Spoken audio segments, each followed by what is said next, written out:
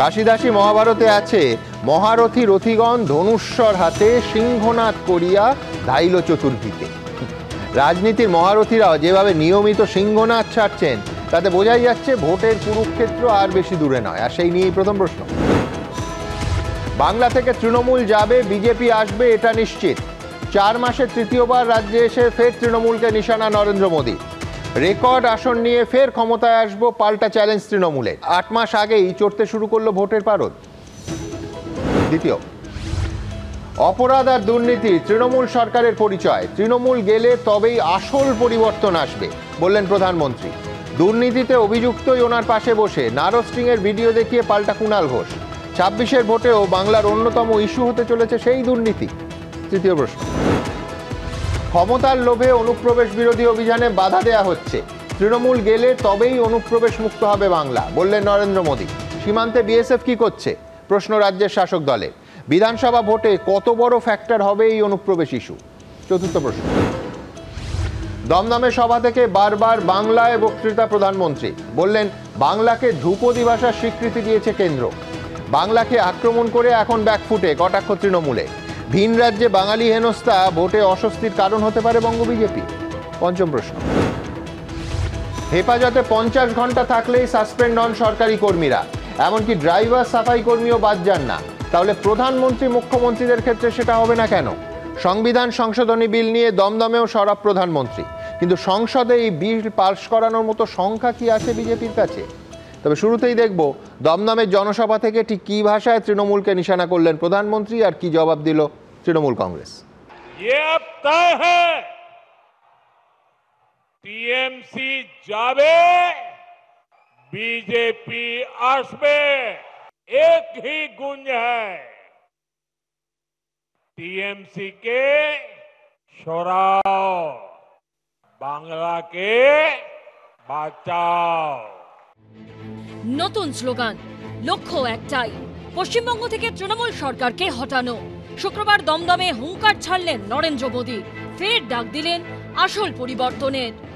ये पक्का है कि जब तक बंगाल में टीएमसी की सरकार रहेगी, तब तक बंगाल का विकास अवरुद्ध रहेगा, रुका रहेगा।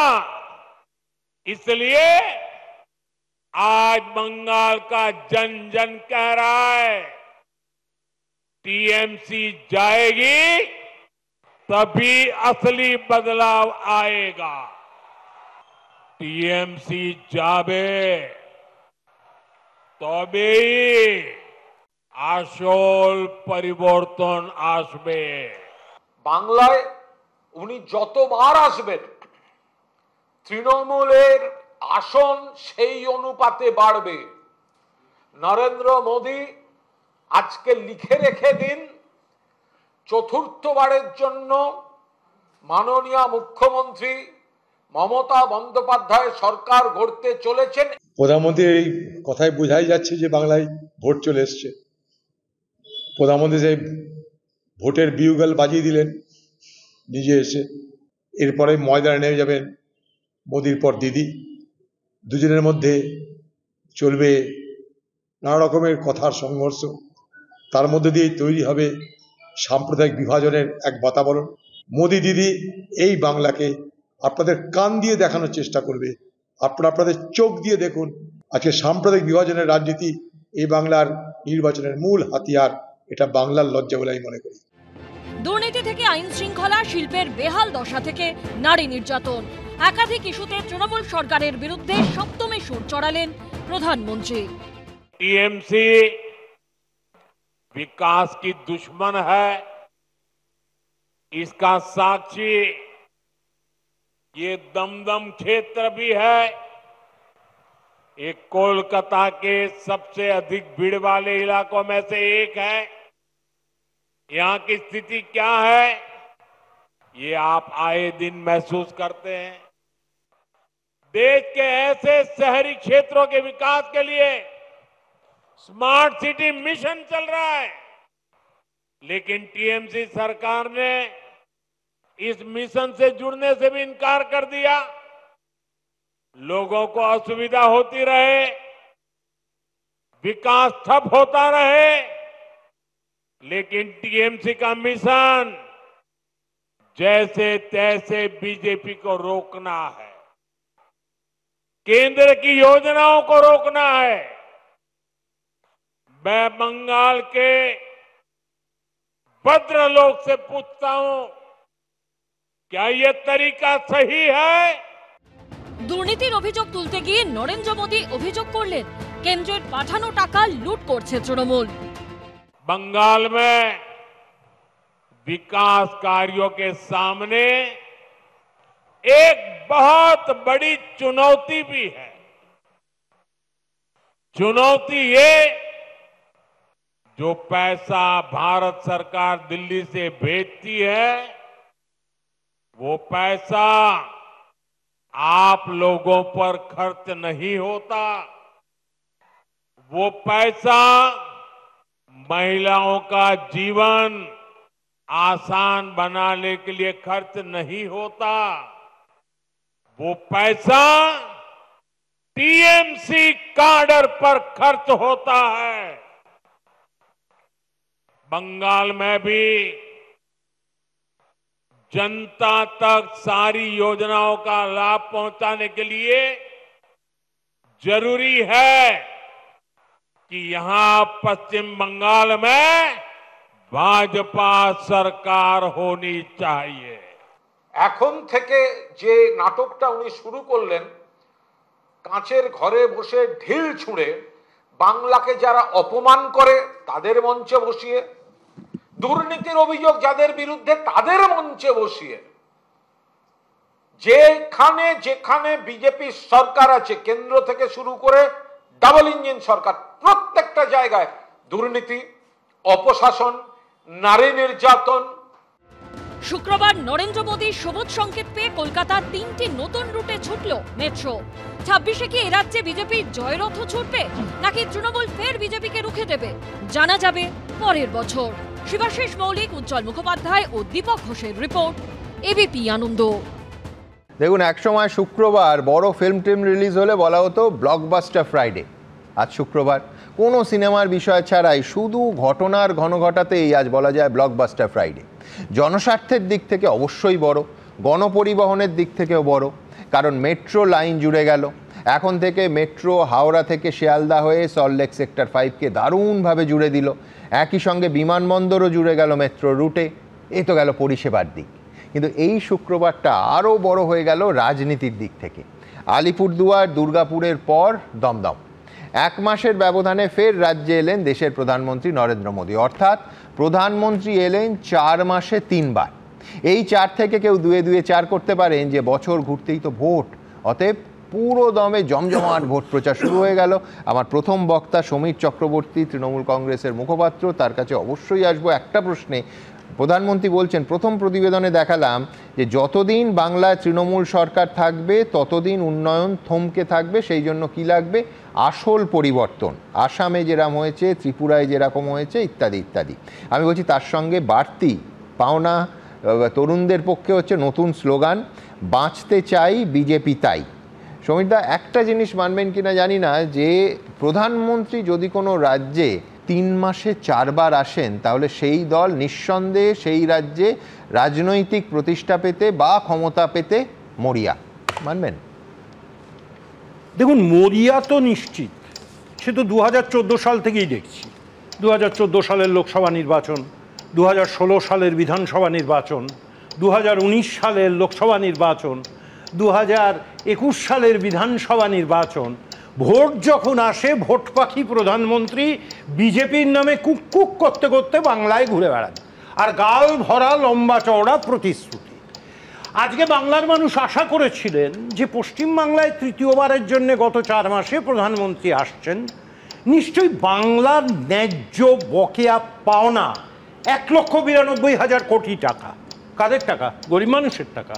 100 দিনের কাজ করেছে, তুমি নরেন্দ্র মোদী টাকা দাওনি। গরিব মানুষের বাড়ির টাকা আটকে রেখে দিয়েছেন কেন?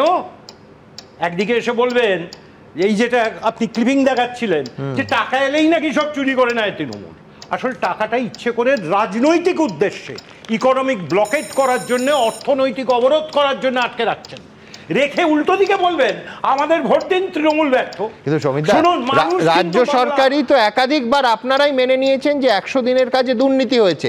আমি বলছি আমি টাকা আটকে রাখার পক্ষে নই, বারবার সে নিয়ে অনুষ্ঠানও হয়েছে, কিন্তু আপনারাই তো বলেছেন যে 100 দিনের কাজে দুর্নীতি হয়েছে। দেখুন সুমনবাবু, লক্ষ লক্ষ মানুষের টাকায় কিছু পার্সেন্ট দুর্নীতি হতে পারে, সেটা ব্যবস্থা হবে। উত্তরপ্রদেশে কত হয়েছে? তাহলে নরেন্দ্র মোদী উত্তরপ্রদেশে টাকা দিচ্ছেন কেন? এই প্রশ্নের উত্তরটা কি দেবেন? যেখানে যেখানে ডবল ইঞ্জিনের সরকার ভারতবর্ষে, দুর্নীতিমুক্ত প্রশাসন একটা দেখিয়ে দিন। আর উনি দুর্নীতির বিরুদ্ধে বলছেন, উনি তো দুর্নীতির দোকান খুলে দিয়েছেন। যে যত বড় চোর, বিজেপিতে তার তত বড় আসন। হেমন্ত বিশ্ব শর্মা যখন কংগ্রেসে ছিলেন 2013 সাল পর্যন্ত এই সারদা মামলায় অভিযুক্ত, তিনি হয়ে গেলেন সরাসরি বিজেপিতে, শুধু যোগ দিলেন না, মুখ্যমন্ত্রী আজকে আসাবেন বলে বড় চোর পেয়েছি। এক, অজিত পাওয়ার, এই নরেন্দ্র মোদীর ক্যাবিনেটের যিনি 2 নম্বর অমিত শাহ, চাক্কি পিসিং চাক্কি পিসিং চাক্কি পিসিং কে বলেছিল শোভনবাবু? ওই অজিত পাওয়ারের বিরুদ্ধে অমিত শাহ। আর তাকে সব কেস থেকে মুক্ত, বিজেপিতে যুক্ত হলেন একেবারে ডেপুটি চিফ মিনিস্টার। মানে যত বড় চোর হবেন আপনি, শুভেন্দু অধিকারী আজকে প্রধানমন্ত্রীর পাশে বসে আছে, লজ্জা করলো না প্রধানমন্ত্রী? তা আপনারাই তো টেলিভিশনে দেখিয়েছেন, ন্যাশনাল চ্যানেল পর্যন্ত, এই শুভেন্দু অধিকারী হাত বাড়িয়ে টাকা নিচ্ছেন, নাকি তার জন্য প্রমোশন? Opposition leader. দাদা, সেই জন্যই কি মনে হয় যে সারদা মামলায় ঘটনাচক্রে দেখলাম কলকাতা পুলিশের 3টে মামলায় সুদীপ্ত সেন, দেবযানী মুখোপাধ্যায় বেকসুর খালাস হয়ে গেলেন, আর উল্টো দিকে দেখছি সিবিআইও 11 বছরে 6টা মামলায় ফাইনাল চার্জশিট দিতে পারেনি? সেই জন্যই কি যে সব দলেই মণিমুক্ত ছড়িয়ে আছে? একটা কথা আপনাকে বলবো, হ্যাঁ, সিবিআই থেকে, ইডি থেকে, ইনকাম ট্যাক্স, এই নরেন্দ্র মোদী প্রধানমন্ত্রী হওয়ার পরে এখনো পর্যন্ত 5889টা মামলা হয়েছে। 5889, দুটোতে চার্জশিট দিতে পেরেছে, মানে যার সাজা হয়েছে। একটু পার্সেন্টেজ কত হয় সুবর্ণবাবু বলে দেবেন আমায়? দেখুন, আমি অঙ্কে খুব কাঁচা, আমার বুদ্ধি টুদ্ধিও কম, আপনারা শিক্ষিত মানুষ। 5889-এ দুটো সাকসেস, সিবিআই এন্ড ইডি। দাদা, আমি এর মধ্যে যেহেতু সমস্ত তথ্য একেবারে হুবহু ন্যাশনাল ক্রাইম রেকর্ড ব্যুরোয় যায় না, সেহেতু সিআইডি আর কলকাতা পুলিশের খতিয়ান, না খতিয়ান পার্সেন্টেজ আমি দিতে পারছি না। যদি ডেটা যেত আমি আপনাকে দিয়ে দিতাম। কিন্তু আমার একটা কৌতূহলের প্রশ্ন একদম শুরুতে আছে, আপনি শুরু করলেন কুহু কুহু বলে, সে তো কোকিল।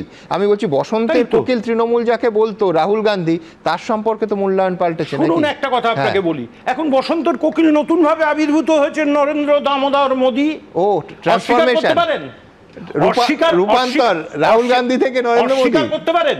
সুমন বাবু, আপনি একটা কথা বলুন তো, এখানে অনেক বিদ্বান বুদ্ধিমান লোক বসে আছেন, বিশ্বনাথ বাবু আছেন, রাজাগোপাল বাবু আছেন, দিদি রয়েছেন, একটা প্রশ্নের উত্তর দিতে পারবেন আমায়? আমি তো অশিক্ষিত, অর্ধশিক্ষিত একটা মুখ্যসূক্ষ্ম মানুষ। বিশ্বগুরু উপাধিটা কোন বিশ্ববিদ্যালয় থেকে দেওয়া হয়? এই উত্তরটা আমায় দেবেন? আমি জানতে চাইছি যে কোথা থেকে দেওয়া হয় বিশ্বগুরু, কোন বিশ্ববিদ্যালয়? একজন দেখছি ডোনাল্ড ট্রাম্প নোবেল শান্তি পুরস্কার নেওয়ার জন্য দৌড়াচ্ছেন, আর এদিকে বিশ্বগুরু ছুটে বেড়াচ্ছেন। তিনি কোথা থেকে দেন? দ্বিতীয় হচ্ছে, শতরূপ বলছে ইস্ট জর্জিয়া ইউনিভার্সিটি থেকে। সেটা শতরূপ জানে, শতরূপ উত্তর দেবে। শতরূপের যখন সময় আসবে তখন দেবে। আরেকটা কথা, এই যে অবশ্য নরেন্দ্র মোদীকে সম্বন্ধে সমালোচনা করার আগে কিন্তু ভেবেচিন্তে কথা বলতে হবে। ঈশ্বরের বরপুত্র, নন বায়োলজিক্যাল, একেবারে স্বর্গ থেকে সোজা গুজরাটে ল্যান্ড করেছে। খেয়াল রাখবেন সুমন বাবু। অনেক ধন্যবাদ সৌমিতদা। এর জবাব, বিশেষ করে বিশ্বগুরু কে নাম দিয়েছে সত্যি আমি জানি না, আমার ফান্ডা খুবই কম। হ্যাঁ, উত্তর তো দেওয়ার বিজেপি প্রতিনিধি নিঃসন্দেহে দেবেন, একদম এর জন্য তরুণ ফিটেস্ট পার্সন, তরুণ উত্তর দেবে। কিন্তু দেখুন, কোকিল যে শুধুমাত্র কাকের বাসায় গিয়ে ডিম পারে তা নয়, কোকিলের চেহারা পাল্টায়, কখনো রাহুল গান্ধী, কখনো নরেন্দ্র মোদী, হতেই পারে ভোট পাখিরা। ভোট পাখি তো একটা বাংলা শব্দই আছে, সেটা কিন্তু একদম বাংলা ভাষাতে আছে এবং জায়গা করে নিয়েছে প্রবণতার জন্য। কিন্তু এইখানে আমরা দ্বিতীয় প্রতিবেদন আপনাদের সামনে রাখবো, যে অনুপ্রবেশ ইস্যু। নিঃসন্দেহে অনুপ্রবেশ ইস্যু আজকে প্রধানমন্ত্রী তুলে ধরলেন, কিন্তু সেই অনুপ্রবেশ ইস্যু নিয়েও আমাদের অন্য প্রশ্ন আছে। কিন্তু তার আগে প্রতিবেদন। घुसपैठियों से बंगाल को कौन मुक्त करा सकता है? साथियों, मोदी नहीं, भाजपा नहीं, आपका एक वोट करा सकता है, आपका एक वोट। 15ই আগস্ট লালকেল্লা থেকে অনুপ্রবেশ ইস্যুতে সুর চড়িয়েছিলেন, আর এবার রাজ্যে এসে অনুপ্রবেশের ফলে জনবিন্যাস পাল্টে যাওয়ার অভিযোগে সরব হলেন নরেন্দ্র মোদী। বিধানসভা ভোটের আগে যে বিজেপির প্রধান হাতিয়ার হবে অনুপ্রবেশ, তা স্পষ্ট বুঝিয়ে দিলেন তিনি। पश्चिम बंगाल तो सीमावर्ती राज्य है। जिस प्रकार बॉर्डर के इलाकों में डेमोग्राफी बदली जा रही है, ये पश्चिम बंगाल में सामाजिक संकट भी पैदा कर रहा है। खास तौर पर किसानों से धोखाधड़ी करके उनकी जमीन पर कब्जा किया जा रहा है, आदिवासियों को गुमराह करके उनकी जमीन हड़पी जा रही है। देश ये सहन नहीं कर सकता, इसको रोकना ही होगा। इसलिए इस बार लाल किले से मैंने घुसपैठ के खिलाफ विशेष डेमोग्राफी मिशन की घोषणा की है। जो लोग सिर्फ यहां हमारे लोगों की रोजी रोटी छीनने आए हैं,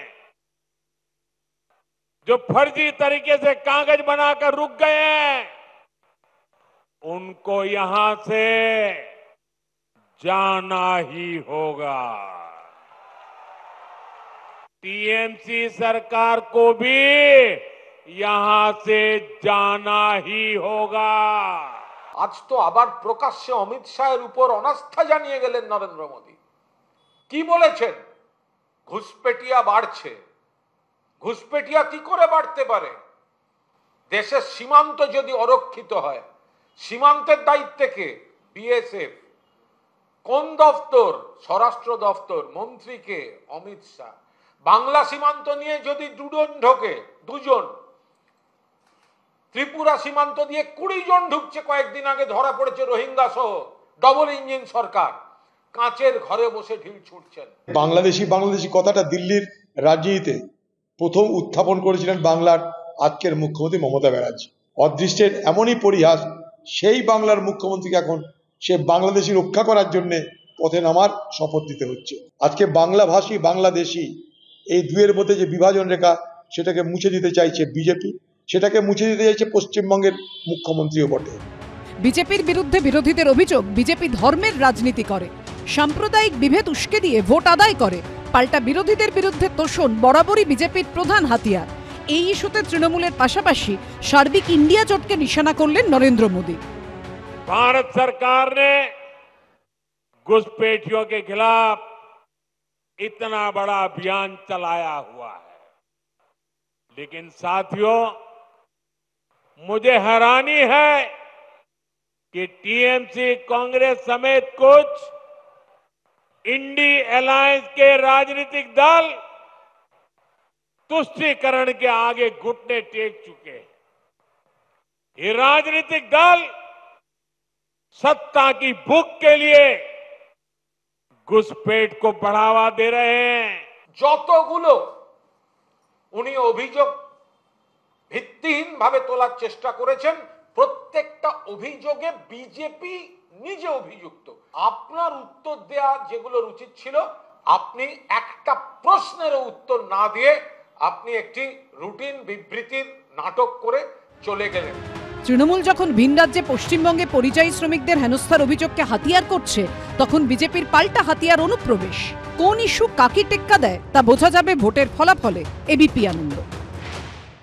দেখুন, একটা সাধারণ পর্যবেক্ষণ দিয়ে আসি। প্রায় 40 মিনিটের প্রধানমন্ত্রীর বক্তৃতা, তার ভেতরে মমতা বন্দ্যোপাধ্যায়ের নাম নেই, সেই দিদি শব্দটা জানিয়ে বিতর্ক, সেই দিদি বলা নেই, এমনকি ভাতিজাও বলেননি। অভিষেক বন্দ্যোপাধ্যায়ের নাম তো নেয়নি। অনেকে এর সঙ্গে জড়িয়ে দেখছেন যে মমতা বন্দ্যোপাধ্যায়ের সাম্প্রতিক আক্রমণেও কিন্তু বারবার লক্ষ্য হচ্ছেন অমিত শাহ, কিন্তু নরেন্দ্র মোদী নন। আমি জানি না, এটা পর্যবেক্ষণ, এর রাজনৈতিক ব্যাখ্যা নিশ্চয়ই বিশ্লেষকরা দেবেন। কিন্তু আমার তরুণ জ্যোতির কাছে প্রশ্ন থাকবে অনুপ্রবেশ নিয়ে। অনেকটা অংশ অনুপ্রবেশ নিয়ে যথার্থই বলেছেন প্রধানমন্ত্রী, যে তিনি বলছেন যে এত সিরিয়াস যে প্রথম বিশ্বের যে দেশগুলোতে অত্যন্ত বেশি রকম রিসোর্স আছে তারাও কিন্তু অনুপ্রবেশের ভার বহন করতে পারছে না, তারাও অনুপ্রবেশকে সমর্থন করে না। ঠিক কথা, একেবারে পরিষ্কার বলেছেন যে এই অনুপ্রবেশকারীরা আমাদের মতো যেসব দেশে লিমিটেড রিসোর্স সেখানে চাকরি, বাসস্থান, রুজি রুটি সমস্ত কিছু কেড়ে নিচ্ছে। ঠিক কথা, কিন্তু পাশাপাশি এই প্রশ্ন তো উঠবে যে অমুসলমান হলে তাদের শরণার্থী বলে যখন টেনে নেওয়া হচ্ছে বুকে, তখনও তো সেই একই ক্ষেত্রে তারাও চাকরি, বাসস্থান আর রুজি রুটিতেই ভাগ বসাচ্ছে। সুতরাং ধর্মের ভিত্তিতে যারা আসছে তাদের মধ্যে আমরা ভাগাভাগি করছি না তো? তরুণ কি বলে? প্রথমত সুমন দা, আপনার অনুপ্রবেশ ইস্যুতে বলি, ফার্স্টলি আপনার কোশ্চেনটাই ঠিক নয়। কারণ কেন? অনুপ্রবেশ এবং শরণার্থী, অনুপ্রবেশকারী এবং শরণার্থী এক নয়।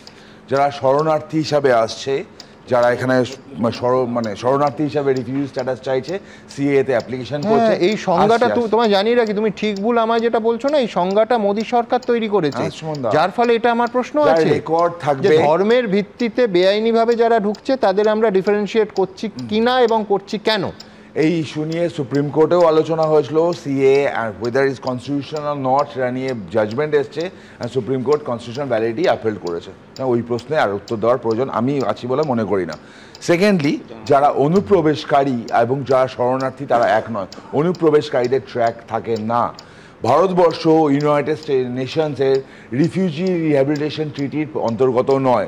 ভারতবর্ষ অ্যাজ পার ল ডিউটি বাউন্ড নয় রাখার জন্য। আমি কুণালদার সাথে একমত হতে পারতাম, আমিও একসাথে আজকে এখান থেকে বলতাম যে অমিত শাহ মহাশয়ের পদত্যাগ চাই, যদি পশ্চিমবঙ্গ সরকার ফেন্সিংয়ের জন্য ল্যান্ড দিয়ে দিত। একদম কুণাল ঘোষ ঠিক বলেছেন যে অন্য রাজ্য থেকে অনুপ্রবেশ হচ্ছে।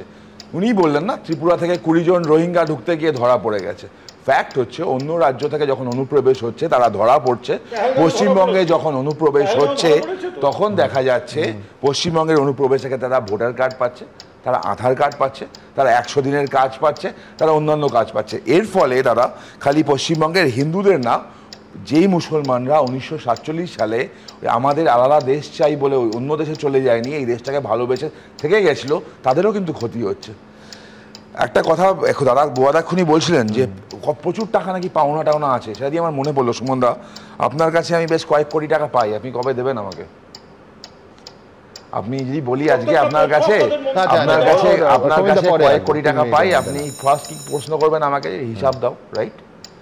আমি যদি বলি সুমনদা আপনার কাছে আমি টাকা পাই, আপনি বলবেন হিসাব দাও। সেম হচ্ছে হিসাব দাও। যদি 1.82 লাখ ক্রোড় যেটা হিসাব বুয়াদা বললো, কোত্থেকে হিসাব আসলো আমি জানি না, তার হিসাব দিক। আচ্ছা, যদি টাকা যদি বন্ধ করে দেয়, বন্ধ করলে আর্টিকেল 133 অফ দ্য কনস্টিটিউশন অনুযায়ী রাজ্য সরকার সুপ্রিম কোর্টে মামলা করতে পারে। করবে না কেন? কেন করছে না? সুপ্রিম কোর্টে গেলেও হিসাব দিতে হবে। সম্প্রতি কলকাতা হাইকোর্ট একটা অর্ডার দিয়েছে, আপনি জানেন, বলেছেন যে 100 দিনের কাজের ক্ষেত্রে নতুনভাবে চালু হোক, কোনো অসুবিধা নেই। সেই অর্ডারটা সুপ্রিম কোর্টে চ্যালেঞ্জ হয়েছে। পরিষ্কার কেন্দ্র সরকার বলেছে আগের হিসাব না দিলে সাবসিকুয়েন্ট গ্রান্ট রিলিজ করা যাবে না অ্যাজ পার অ্যাক্ট। ঠিক তরুণ, কিন্তু আমি বলছি 100 দিনের কাজের সবার, আমি বারবার বলেছি এবং কোর্টেও মাননীয় বিচারপতিরা বারবার বলেছেন যে দুর্নীতির জন্য সবার টাকা বন্ধ করা যায় না, এমনকি একজন সাধারণ মানুষ যিনি কাজ করেছেন তার টাকা বন্ধ করা যায় না। আমি বলছি ভিকটিম কারা হলো? সাধারণ মানুষ। টাকাটা কার? চুরির দায়। ঠিক দেখো, তুমি দেখো নিয়োগ দুর্নীতিতে চাকরির ক্ষেত্রে কার পাপে কে বলি হলো, এখানেও তাই। দুর্নীতি করলো কারা আর বলি হলো কারা? সাধারণ মানুষ। টাকা ফ্যাক্ট, এরা মানুষও জানে এটা নরেন্দ্র মোদী মহাশয়ের টাকা নয়, এটা মমতা বন্দ্যোপাধ্যায়ের টাকা নয়, এটা সাধারণ মানুষের টাকা। ট্যাক্সের টাকা সাধারণ মানুষের কাছে পৌঁছাবে, সাধারণ মানুষরা পাবে। সেই টাকাটা কোনো তৃণমূল নেতার বাবার টাকা নয় যে তারা নিজেদের মনে করে নিয়ে নেবে। টাকার হিসাব দিয়ে দিক। আমি বলছি মমতা বন্দ্যোপাধ্যায় হিসাব দিক, টাকা পেয়েছে, কোথায় হয়েছে। আমরা যাবো আন্দোলন করতে। আর শেষ একটা কথা বলছি, অনেক বাঙালি নিয়ে কথা হলো, ডোকরা শিল্প, তারপর হচ্ছে বাঁকুড়ার 10 অবতার তাস, তারপর বাংলার শিল্প, বালুচরি, মানে বিভিন্ন বস্তুকে বিশ্ব দরবারে নিয়ে গেছে এই সেন্ট্রাল গভর্নমেন্ট। বাংলাকে ক্লাসিক্যাল ল্যাঙ্গুয়েজের স্ট্যাটাস দিয়েছে এই সরকার রুল পরিবর্তন করে। মমতা বন্দ্যোপাধ্যায় অনেকদিন ইউপিএর সাথে ছিল, তখন করতে পারেননি। এই সরকার পশ্চিমবঙ্গের ক্ষেত্রে রেলওয়ে বাজেট থ্রাইস করেছে, এই সরকার ন্যাশনাল হাইওয়ে বাজেট থ্রাইস করেছে, সবকটা স্টেট বেনিফিট পাচ্ছে, আমরা পাচ্ছি না। পশ্চিমবঙ্গ যেখানে আমার শিল্পে এক নম্বর হতে পারতো, পশ্চিমবঙ্গ যেখানে আমার ট্যুরিজমের কোন রাজ্য আছে বলুন তো যার তুষারাবৃত পাহাড় আছে, সমুদ্র আছে, ম্যানগ্রোভ আছে? আমার রাজ্য ছাড়া। আমার রাজ্য ট্যুরিজমে প্রথম হতে পারতো, দুঃখের বিষয় আমার রাজ্য শুধুমাত্র পলিটিক্যাল ভায়োলেন্সে প্রথম হয়ে থেকে যায়। এবং লাস্ট আমি এটাই বলেই শেষ করবো সুমনদা, পশ্চিমবঙ্গে ওই বাঁচতে চাই তাই বিজেপি চাই। পশ্চিমবঙ্গের পরিবর্তন 2011 সালে যে স্বপ্নের ফেরিওয়ালি এসেছিল, স্বপ্নের ফেরিওয়ালি এসে বললেন অনেক কিছু করে দেবো, আলটিমেটলি তারা কোটিপতি হলেন। মুখ্যমন্ত্রীর পরিবার কোটিপতি হলো, সাধারণ মানুষের কিছু হলো না। মুখ্যমন্ত্রীর পরিবারের একজন সমাজসেবী কয়েক কোটি টাকার মালিক হয়ে গেলেন সমাজসেবা করে, মানুষ গরিব হলো, মানুষের কাজ গেল, 100 দিনের কাজ হলো। শেষ হয়েছে বলা না? হ্যাঁ, ভারতবর্ষের মানুষ তো পশ্চিমবাংলায় এসে পরিবর্তন করবে, তার কারণ মোদী সাহেবের এত উন্নয়ন সারা ভারতবর্ষে 22টা রাজ্যে। এক মিনিট, 22টা রাজ্যে ডবল ইঞ্জিন সরকারের পরিণাম কি হয়েছে? কি পরিণাম হয়েছে ভারতবর্ষের মানুষ দেখছে। কি পরিণাম হয়েছে? আরে তোমার পশ্চিমবঙ্গের মতো বেকার কোথায় আছে? পশ্চিমবঙ্গের মতো বেকার মানুষ কোথায় আছে? তার বাড়িতে গিয়ে 100 দিনের কাজে প্রথম, তার মানে কি? কিন্তু দেখুন, 100 দিনের কথা হচ্ছে, কিন্তু আমার প্রশ্ন খুব পরিষ্কার। আমি পরিষ্কার মনে করি যে অবশ্যই, আমি সমীরদাকে বললাম 100 দিনের কাজে তো দুর্নীতি হয়েছে, রাজ্য সরকারই, এমনকি রাজ্যের শাসক দলও মেনেছে, কিন্তু পাশাপাশি টাকা বন্ধ নিয়ে কেন প্রশ্নটা করছি? তার কারণ 100 দিনের কাজে ভুয়ো জব কার্ডের সংখ্যা জানতে চেয়ে কেন্দ্রীয় গ্রামোন্নয়ন মন্ত্রককে প্রশ্ন করেছিলেন তৃণমূলের এক সাংসদ। কেন্দ্রীয় গ্রামোন্নয়ন মন্ত্রী শিবরাজ সিং চৌহান তিনি একেবারে ফ্লোরে দাঁড়িয়ে যে পরিসংখ্যান দিয়েছেন, তাতে 2022-23 অর্থবর্ষে উত্তরপ্রদেশে বাতিল হয়েছে 2,99,354টা জব কার্ড, যেখানে বাতিল হয়েছে বাংলায় 5,266টা জব কার্ড। আমার প্রশ্ন খুব পরিষ্কার, সেটা হচ্ছে উত্তরপ্রদেশের 100 দিনের টাকা কি বন্ধ হয়েছে? এটা যদি হতো, আমি সত্যি সত্যি তরুণের যুক্তি মনে নিতাম যে যথার্থ, একদম ন্যায্য বিচার হয়েছে, কিন্তু উত্তরপ্রদেশে তো হয়নি। দুর্নীতিতে অন্তত 100 দিনের কাজে বাংলার অনেকটা ওপরে কিন্তু উত্তরপ্রদেশ আছে। কিন্তু খুব ইন্টারেস্টিং আরেকটা অবজারভেশন আছে, সেটা হচ্ছে কারুর পিতৃদেবের টাকা কিনা। আমার মনে আছে, কোনো ভ্যালু জাজমেন্ট আমি দিচ্ছি না, কিন্তু একবার ময়দানে বিজেপির একটি বিরাট সভা, তখন অটল বিহারী বাজপেয়ী দেশের প্রধানমন্ত্রী, প্রমোদ মহাজন তিনি এসে কিসি কা বাপ কা পয়সা হ্যায় ক্যা এই শব্দবন্ধ উল্লেখ করায় একেবারে বাঙালি ভদ্র সমাজে হইচই পড়ে গেছিল যে পিতৃদেবের টাকা, বাবার টাকা কিনা এই কথা প্রকাশ্যে বলা যায়। আমি বলছি এখন কিন্তু রাজনীতির ভাষা, রাজনীতির প্রকাশভঙ্গি অনেকটাই এই জায়গায় নেমে এসছে। আবার বলছি, ভ্যালু জাজমেন্ট দেবো না, কিন্তু পাশাপাশি সমীরদাকে আমি অনুব্রত মনে করিয়ে দেব, তারও আরেকটু আগে গেলে অনিল বসু মনে করিয়ে দিতে পারতাম।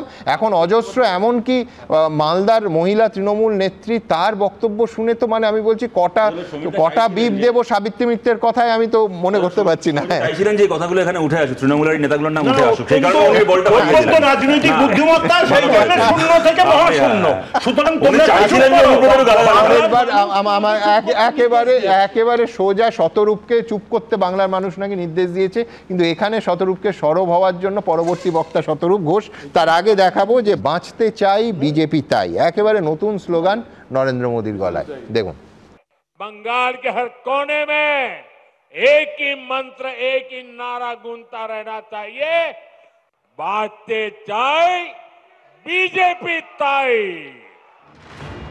26-এর বিধানসভা ভোট হতে বাকি আর মাত্র কয়েকটা মাস। এই আবহে 4 মাসের মধ্যে তৃতীয়বার রাজ্যে এসে নরেন্দ্র মোদী একদিকে যেমন তৃণমূলের বিরুদ্ধে ধারালো আক্রমণ শানালেন, অন্যদিকে তেমন নিজের বক্তব্যের ছত্রে ছত্রে বিজেপিকে তৃণমূলের বিকল্প হিসেবে তুলে ধরার পুরোদস্তুর চেষ্টাও করলেন।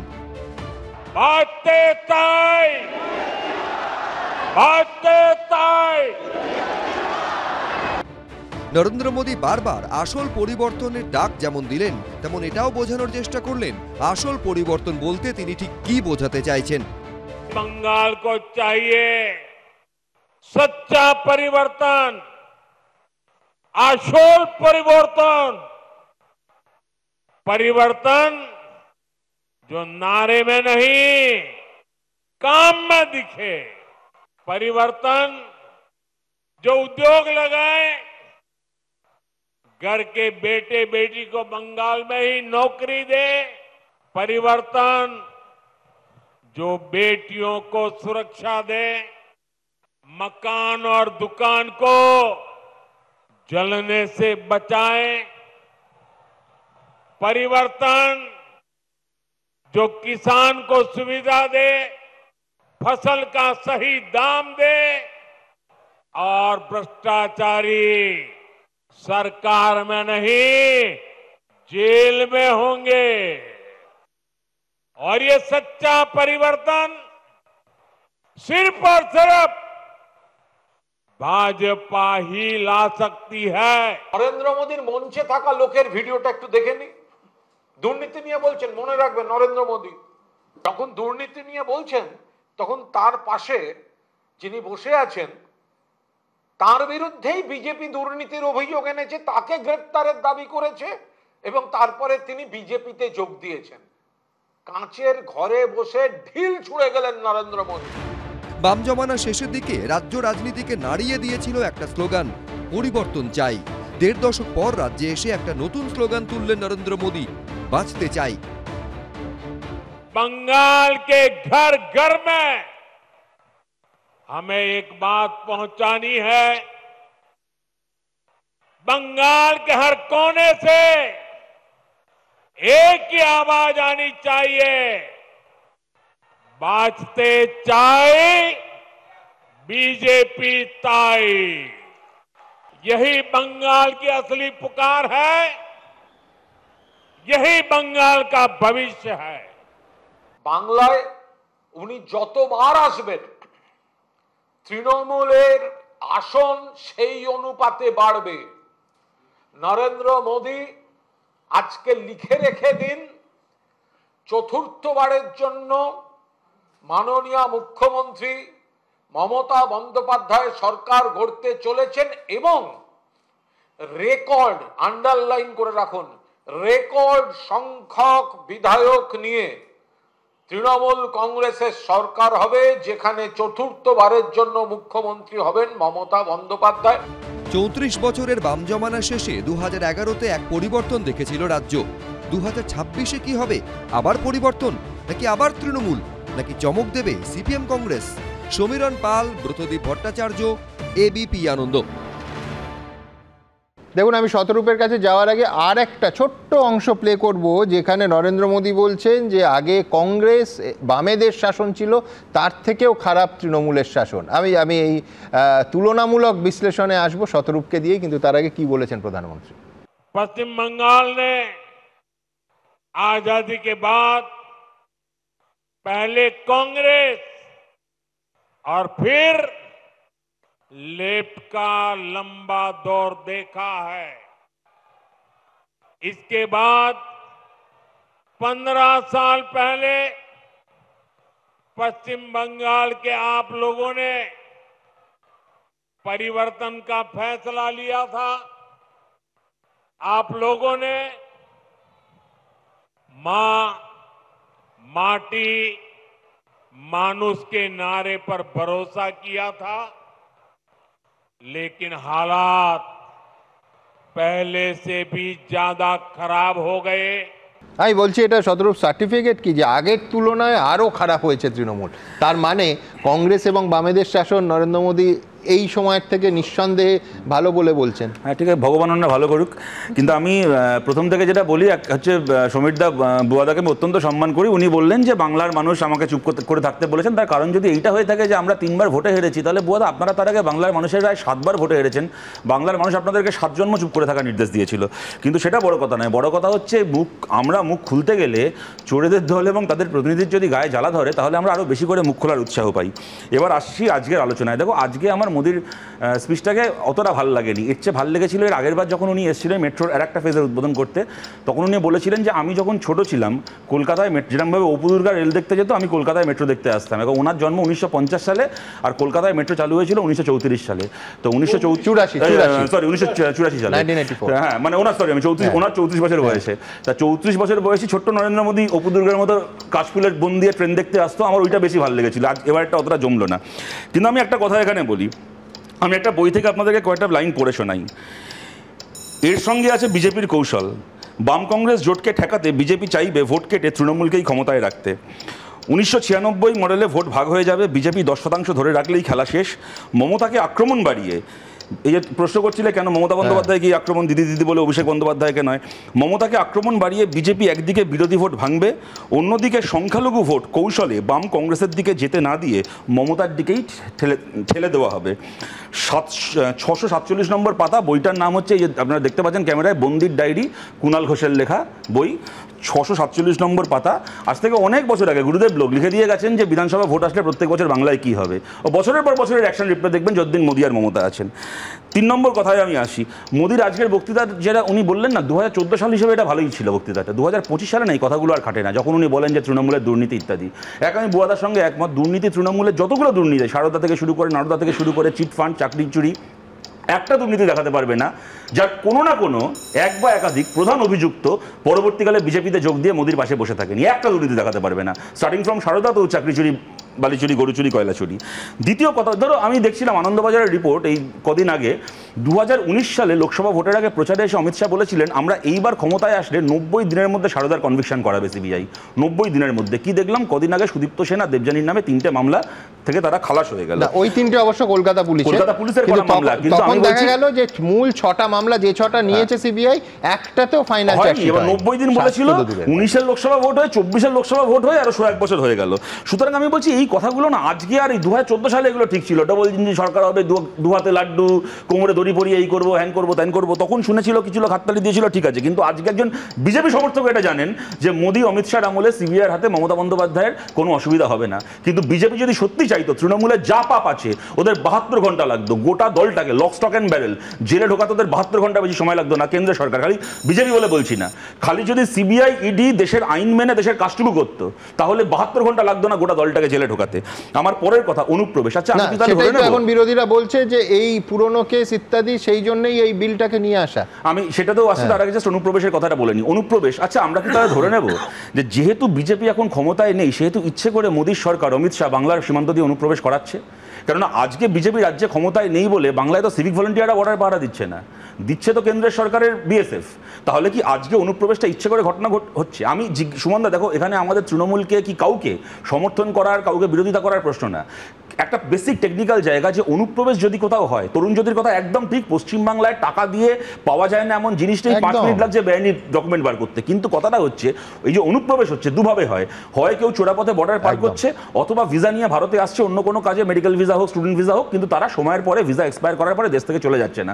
উভয় ক্ষেত্রেই একটা ক্ষেত্রে দায়িত্ব স্বরাষ্ট্র মন্ত্রকের, আর একটা ক্ষেত্রে দায়িত্ব বিদেশ মন্ত্রকের, উভয় ক্ষেত্রেই কেন্দ্রের সরকারের দায়িত্ব।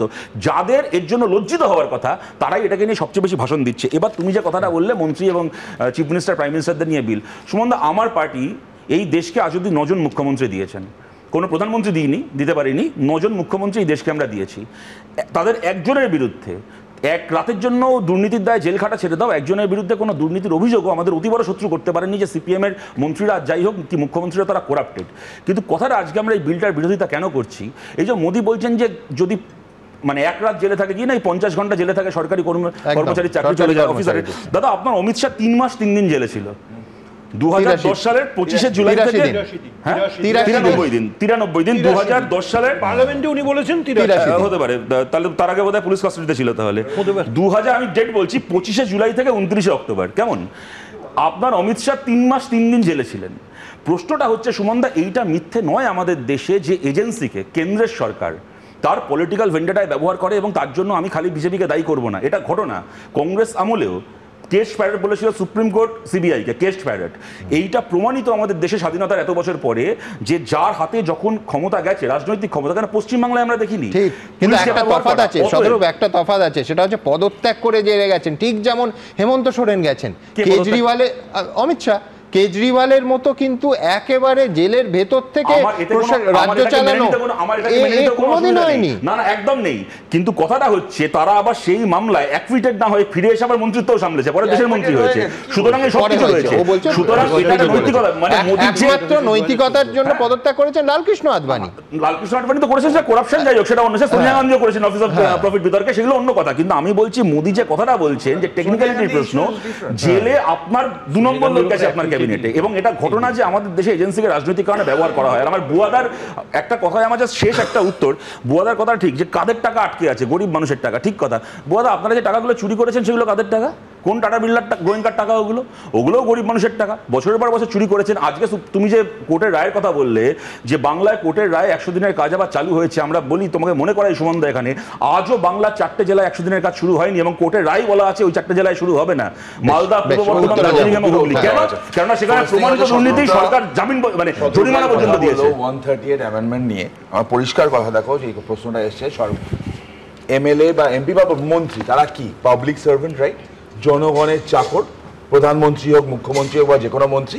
তাই যদি হয় সরকারি কর্মচারী, যে কথা আছে 50 ঘন্টা বলেছে, 48 আওয়ার্স, 48 আওয়ার্স যদি জেলে থাকেন তার সাসপেনশন হবে, কোয়াইট নর্মাল।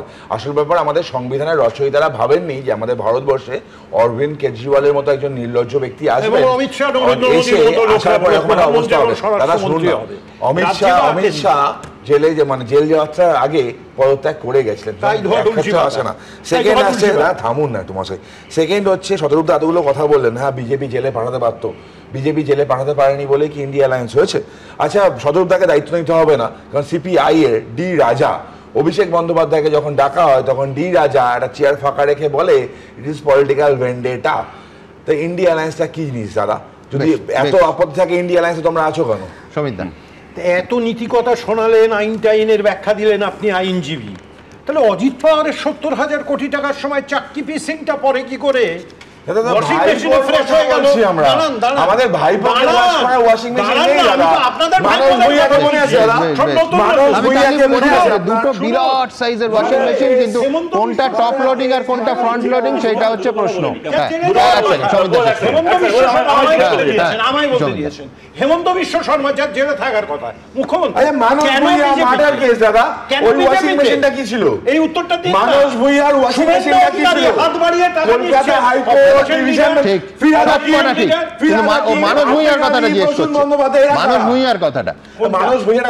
বিচারক হতবাক হয়ে গেছিলেন যে আগের শুনানিতে এসে আপনারা মানস ভুঁইয়ার সম্পর্কে এই অভিযোগ, তারপরে অভিযোগ ড্রপ হয়ে গেল। চক্রবর্তী বলছেন বিজেপি থেকে শিক্ষা নিয়ে তৃণমূল পথ চলছে। দুটো কথা বলি, কিন্তু আমার ভালো লেগেছে যে কুণাল ঘোষের বই কোট করছে শতরূপ। কুণাল ঘোষের বই তো আমরাই কোট করব, কুণাল ঘোষের বই তোর বাড়ির লোকেরা কোনো আসবাবের পায়া ছোট হয়ে গেলে তবে কাটিয়ে দেওয়া যাবে। আমাকে এবার একটু থামুন না, আমরা বিশ্বগুরুর পথে চলছি। এবার এই কি কথা শুনি আজ মন্ত্রী কুণাল ঘোষের বাড়িতে তো কোনো ফার্নিচারের পায়া ছোট হয়ে গেলে বই তলায় কানিক দেওয়ার জন্য রাখা হয়, পড়ি তো খালি আমরাই।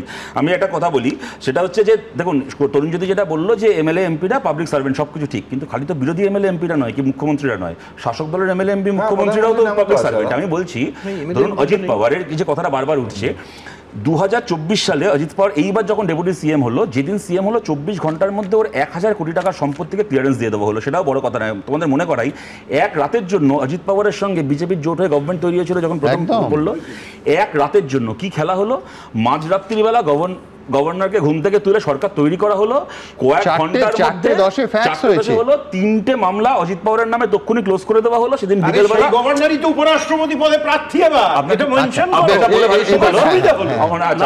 আমার সুবিধা তো আপনাকে চাইনি, তবু করলেন, ধন্যবাদ।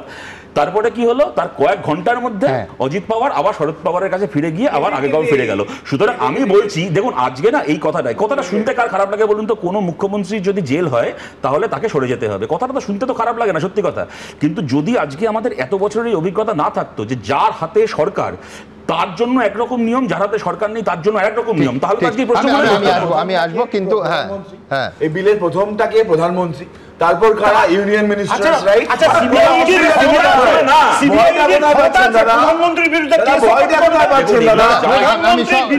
আমি সব বুঝলাম, কিন্তু আমি বলছি কেন্দ্রের এজেন্সির ক্ষমতা নেই প্রধানমন্ত্রীর বিরুদ্ধে তদন্ত করার, সেরকম রাজ্যের এজেন্সি সিআইডি বা কোনো রাজ্যের পুলিশের ক্ষমতা আছে সেই রাজ্যের মুখ্যমন্ত্রী বিষয়ে তদন্ত করে।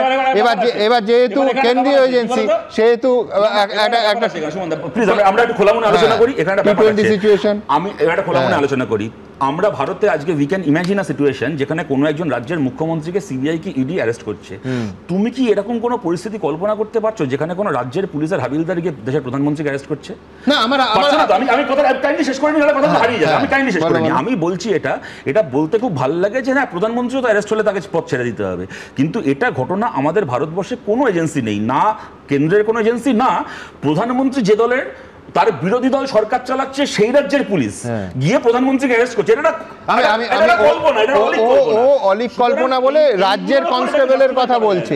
আমি বলছি আরেকটু কল্পনাটাকে প্রসারিত করুন, যে সিবিআই পিএমওর না পিএমওর একদম পিএমওর কর্মীবর্গ মন্ত্রকের অধীন সেই সিবিআই ডিরেক্টরকে বাছেন প্রধানমন্ত্রী, আর সেই সিবিআইয়ের ধক হবে যে দেশের প্রধানমন্ত্রীকে গ্রেফতার করা যদি প্রয়োজন পড়ে। কিন্তু আমি বলছি সুতরাং বাস্তবতা মেনে আমি যাবো সমিতদা, কিন্তু একটু প্রতিবেদন নিই। আমার পরের প্রতিবেদনে দেখাবো যে ঘুরে ফিরে বাংলার মনীষা এবং বাংলার মনীষী। পরের প্রতিবেদনে ये धरती पुनर्जागरण का केंद्र रही है। यहीं वो अमर वाणी गूंजी है जो कहती है जागो उठो, नभो जीवनेर गाने नभो आलोक জ্বালাও প্রাণে প্রাণে। বিজেপি বাঙালি ও বাংলা ভাষাকে অপমান করে। তৃণমূল যখন এই অভিযোগে সরব, তখন পশ্চিমবঙ্গে এসে নরেন্দ্র মোদী পাল্টা বোঝানোর চেষ্টা করলেন বাংলার প্রতি তাদের অগাধ সম্মান। बांग्ला भाषा और बांग्ला संस्कृति को सशक्त करने में जुटी है। ये हमारा सौभाग्य है कि हमें बांग्ला भाषा को क्लासिकल लैंग्वेज यानी शास्त्रीय भाषा का दर्जा देने का सौभाग्य मिला। जब भाजपा सरकार बनेगी हेरिटेज टूरिज्म पर भी बल देने का हमारा প্ল্যান है। আজকে বাংলাকে নিয়ে তিনি গর্ব করছেন যে বাংলা ভাষাটাকে রাষ্ট্রভাষা, সেই আমরা ধ্রুপদ ভাষাটাকে কোন সম্মান দিয়েছি আপনারা ঠিক করে নিন। কারণ আপনি প্রধানমন্ত্রী জি বলছেন, কিন্তু আপনার পিছনে রোতে যিনি বসে আছেন অমিত মালভিয়া, তিনি কিন্তু এই ভাষাকে পররাষ্ট্রের ভাষা করে দিয়েছেন। সাম্প্রতিককালে পশ্চিমবঙ্গে এসে নরেন্দ্র মোদীর মুখে জয় শ্রীরাম নয়, বারবার শোনা গেছে মা দুর্গা ও কালীর কথা, যা বিজেপির নতুন রাজনৈতিক কৌশল বলে মত পর্যবেক্ষকদের একাংশের। শুক্রবার দমদমে সভা থেকেও নরেন্দ্র মোদীর মুখে শোনা গেল মা কালী রামকৃষ্ণের কথা। दक्षिणेश्वर काली मंदिर और काली घाट मंदिर, श्री श्री 108 करुणामयी काली माता मंदिर, दमदम बालाजी हनुमान, रामकृष्ण सेवा मंदिर, इन सभी पावन स्थानों में विराजमान देवी देवताओं को मैं आस्था पूर्वक नमन करता हूं। যেখানে তারা বলছেন যে দুর্গাপুজো হয় না, কিংবা দুর্গাপুজো করতে গেলে নাকি কোর্টে যেতে হয়, সেইগুলো সমস্তটা খারিজ করে দিলেন। বললেন এখন দুর্গাপুজো সমস্ত প্রস্তুতি কুমারটুলিতে, সবটা নিয়ে তিনি খুব আনন্দ প্রকাশ করেছেন। কার জন্য এই আনন্দটা? মমতা বন্দ্যোপাধ্যায়ের জন্যই কিন্তু এই আনন্দটা হয়। প্রধানমন্ত্রী হিন্দি ভাষণের মাঝে বাংলাতে স্লোগান দিলেন, পাল্টা কটাক্ষ করল তৃণমূল। বাংলার উদয় তবেই বিকশিত ভারতের জয়। টিএমসি কে সরাও, বাংলাকে বাঁচাও। বাংলা টেলিপ্রম্পটারে লিখে আনা বাংলা বলছেন, পিছনে অমিত মালব্য যে বলছে বাংলা ভাষা ভাষা নয়, তাকে পাশে নিয়ে টেলিপ্রম্পটারে লিখে আনা বাংলা বলে উনি কি বোঝাতে চান? বাংলা ও বাঙালির মন জয় ফের একবার নরেন্দ্র মোদীর মুখে শোনা গেল বাঙালি মনীষীদের প্রসঙ্গ। ये धरती सतीश चंद्र दास गुप्त सुरेंद्रनाथ बंदोपाध्याय, गोष्ठपाल और हरिनाथ डे ऐसी अनेक विभूतियों की धरती है। বাংলা ও বাঙালির মনকে জয় করতে পারবেন নরেন্দ্র মোদী? বোঝা যাবে আগামী বছর বিধানসভার ভোটের ফলাফলে। শিবাশিস মৌলিক, দীপক ঘোষ ও সমীরণ পালের রিপোর্ট, এবিপি আনন্দ।